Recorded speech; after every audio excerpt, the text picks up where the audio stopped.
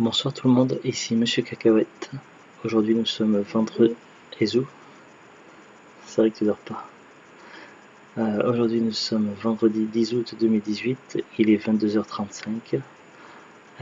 Hier on avait vu. On avait vu quoi hier? L'incroyable voyage 2. Ouais, Incroyable voyage 2. C'était mon fils qui a choisi le DVD. Ce soir c'est lui aussi qui a choisi. Et on a regardé donc Les Aventuriers de Noël.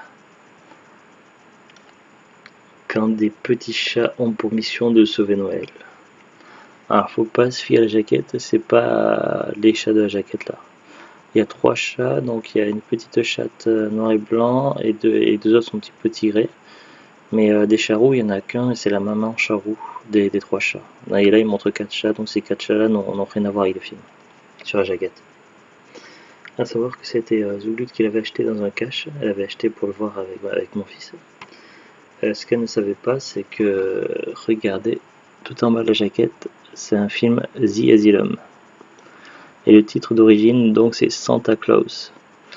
Alors, du coup, c'est super bien tombé, puisque je fais la collection des films des productions Asylum, qui sont connus pour faire des mockbusters. Donc, dès qu'un film, un blockbuster sort aux États-Unis, ils essaient de sortir une parodie de leur tonneau, donc une parodie qui sorte. Bah oui, mais j'ai pas fini, c'est pour ça. Et qu'ils essaient de sortir un petit peu avant le film original. Du coup, quand il y avait Transformers, eux, ils ont sorti les Transmorphers. Quand il y avait un Terminator qui était sorti au cinéma, ils avaient sorti The Terminator, ils avaient rajouté un S. Mais ils font également des productions originales. En général, c'est tout ce qui se rapporte avec des monstres, style l'attaque du requin 5 têtes, comme le disait Zoulut, ou Sharknado, ou alors Mega Shark versus Crocosaurus et compagnie. Enfin, là, on peut en citer plein. Donc, ils ont quand même des productions originales, ainsi que des comédies. Ils ont fait pas mal de comédies aussi.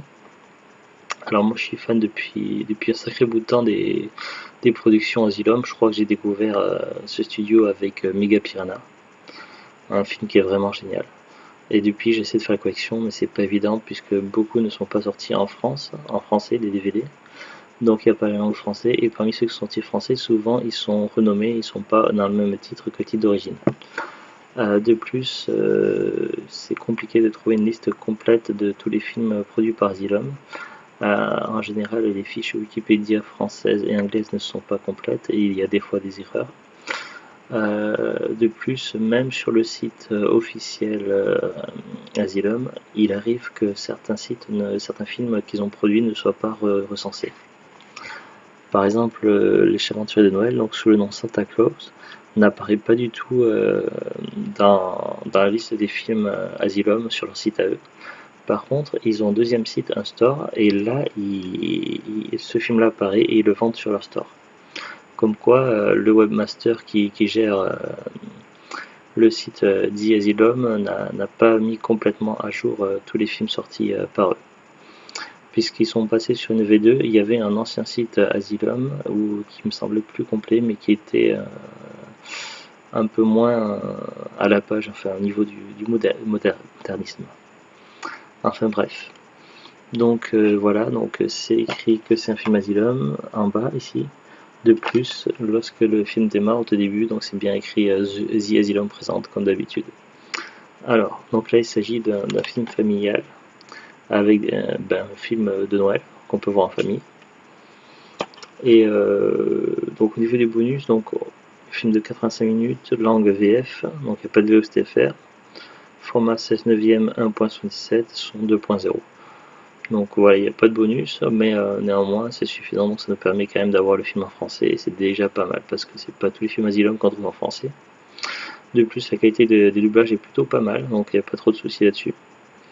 Après, ils ont fait en sorte que les chats parlent, donc que ce soit les trois petits chats ou les deux chats de l'intro. Donc c'est vrai qu'il y a une intro, on se demande un peu quoi après, mais disons qu'il faut avoir vu l'intro pour comprendre le reste du film en fait. Y compris les reines qu'on voit parler à la fin. Donc voilà, donc ils ont fait un peu parler les animaux comme dans Incroyable Voyage 1 et 2. Alors je vais vous lire le scénario qui est ici au dos. Alors, une extraordinaire comédie de Noël à partager en famille. Tommy Tommy doit se séparer de ses chatons à la veille de Noël. Il décide de les laisser au Père Noël afin qu'il les amène avec lui. Cependant,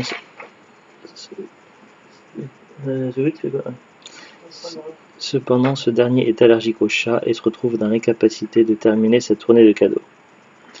Les chatons vont donc devoir embarquer sur le traîneau et affronter de nombreuses péripéties afin de le remplacer et sauver le Noël des millions d'enfants. Alors les petits chatons, donc, on les découvre dans une famille. Donc il y a un petit enfant, la maman, et puis ils ont leur maman chat. Ils sont un petit peu espiègles, ils ont tendance à faire un petit peu des bêtises, tout ça, mais ils font pas exprès, puis ils sont un petit peu maladroits. Malheureusement, le Père Noël va avoir un petit problème et du coup, il sera pas capable de poursuivre sa course pour poser les cadeaux aux enfants qui sont sages.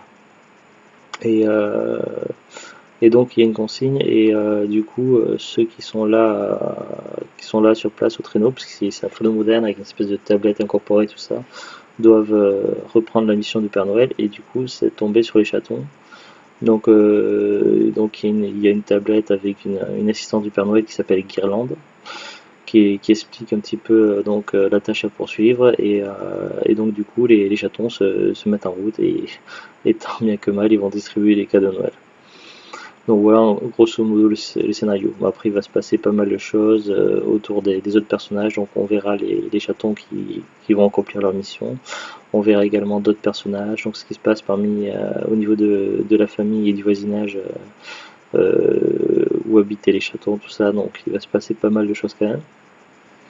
Après c'est pas un film extraordinaire, puisque bon c'est vrai que bon, on le sait de base quand on voit un film Asylum, donc on ne s'entend pas un film extraordinaire. Néanmoins, je le trouve quand même particulièrement bien réussi, assez plaisant, donc je ne me suis pas du tout ennuyé. Donc c'est vrai que des fois les films familiaux qui visent un public enfant, des fois les nouveaux scénarios c'est pas super accrocheur pour les adultes, mais voilà, il n'y a pas de problème. En plus de ça, donc il y a des passages quand même qui m'ont fait sourire et d'autres qui m'ont fait un petit peu rigoler. J'ai trouvé les chatons très touchants dans le film, tout ça, donc il y a pas mal de choses assez sympas. Autre chose aussi, c'est une touche Asylum, donc c'est pas toujours, mais souvent ils essaient au niveau des effets spéciaux, de s'amuser à faire des effets un peu bizarres ou à accélérer le temps ou des choses comme ça. Et à un moment donné, pour montrer que les chatons se mettent beaucoup de travail, qu'ils aillent très vite, donc ils ont accéléré le temps, donc on voit les chatons aller à toute vitesse pour distribuer les cadeaux, tout ça. C'est un peu la touche Asylum qu'on peut voir dans certains films, mais pas dans tous. De plus, on a pu constater au moins un clin d'œil, si ce n'est deux.